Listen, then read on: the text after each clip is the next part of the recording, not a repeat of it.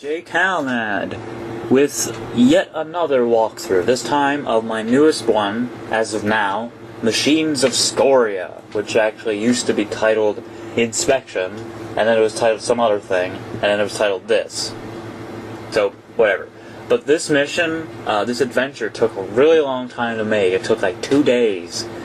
And it was like, I had to make everything from scratch, pretty much. It felt like that. It was like, for some reason I kept thinking of comparing it. I kept comparing it to the actual spore, like the process there. So here's Scoria. I call it Scoria, and I'm using a completely different captain than I usually use because this guy meets the qualifications that you need for this mission. Because this mission is like, it's a companion to Frozen, actually, but on a lava planet instead of an ice planet. And the reason why I'm using this captain is because it has protective gear and it has health regeneration gear, which is kind of needed. I think it has protective gear. Either way, but you know, those parts that are highly recommended by me because this is a really dangerous planet, and I wasn't nice, and I didn't put infinite hit points. So I examined that dream panel, and so I'm going to go. I suggest using these teleporters because you could just wander the planet, but that's really tedious. So here's maintenance tower number 1. I jump on this jump pad and I go to the different aircraft that are docked here. And off we go. Into this one. And to number 2. Oh, yeah, sometimes that happens. I put invisible gates around here, fences, so that you didn't run into them, but it wasn't perfect.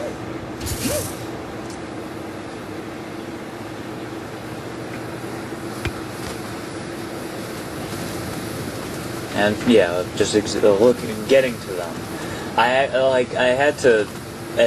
had this idea of, these ideas of, and I wanted the player to I wanted to be able to examine each one or bring a scanner to them, but that didn't work, so I just had to move to them and make sure that they were working. So that's what happened. Move to each of them. Make sure they're working. And they all are. But I'm just showing you where they all are. And you can see it's really close to the main control center, this one at least. And so you could have walked. But it's really better to use a teleporter grid because they're really weird and they're in random places. And so, yeah. But if you get lost, there are paths and there are bridges that'll bring you to a tower and get back in the swing of things. So here's number 4. I like to think that the people who, colonize isn't the right word, but the people who put these machines and towers on this planet, the civilization is really disorganized, and yet they were able to make all this. But yeah, there's a path that'll come into play later. Here's the last one. I'll just examine. Well, not examine, but look at each of these.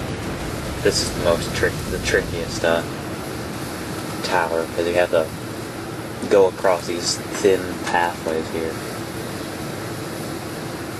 I also wanted to make somehow get the captain on a lava vehicle and ride it, but that didn't work out too well. This mission went through a lot of there's a bridge. The mission went through a lot of drafts, for lack of a better term. So here I am back at the main thing, and now I have to look at the red panel to put the land-based machine. What the? Okay, I just got struck by lightning. inside. Okay, well, either way, the land-based vehicles. Now, I turn them on, and you can just step outside and wait, and two will come to you. Because they all go to the nearest maintenance tower, so someone can look at them. And here's another one. I put all sorts of health packs everywhere because I knew that even with protective stuff, you'd still get damaged. And I was getting damaged. So I'm going to use the teleporter grid again.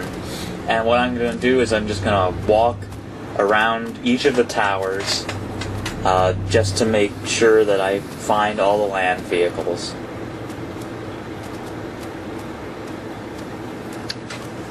Interesting factoid.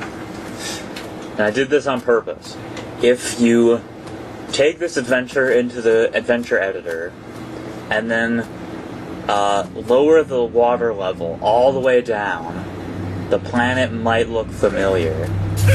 It's not Earth, but it's a planet that I used in another of my missions. That's all the hints I'm giving. Well, I jumped off this tower because there's nothing around it. There's no land vehicles around this tower. Just making sure, though.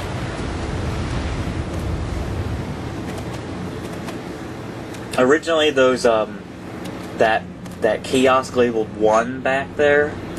Originally, I didn't have the ability to go back, but then I got really annoyed with having to cycle through it like an old alarm clock, an old digital clock that you have to, if you pass a number too bad, you have to keep going until you get back to it. But so I was like, I decided to implement the other teleporters that go back. So like if you're at Tower 3, you can go back to Tower 2. Or to Tower 4 if you wanted to. Oh, that was a close one. So I'm done examining all those vehicles. I'm gonna heal myself because I think I got through. So I'll just go on to Tower 5 and then go home. Now, I'm done with all those, but there's one that I need to find, and that's the stationary one that didn't come back. So, off I go, in the direction indicated by my map.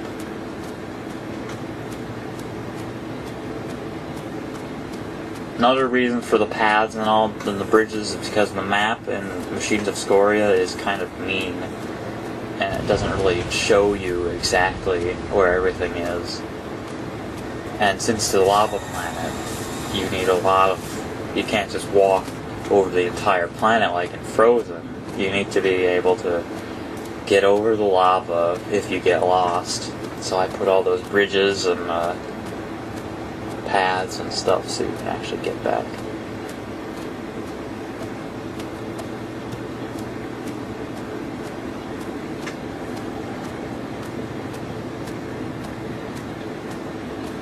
I'm really proud of this mission because it turned out as well as it did. Of course, I had to redo this recording a bunch of times because I found 2 different glitches. One where a lava vehicle got stuck or disappeared, and then one where an air vehicle got stuck on a bridge. So I had to take it down from Sportpedia and re-upload it, and take it down again, re-upload it again, and hopefully it's fixed. And hopefully I didn't skim over something that I didn't mean to skip over by accident. So I'm going to give this thing, this phase wrench here. And that's in the part 1. Go on to part 2. Because it's in 2 parts. One other thing. The phase wrench, I kept hearing these weird clunking sounds, and it turns out that was the wrench that I was carrying. Who knew?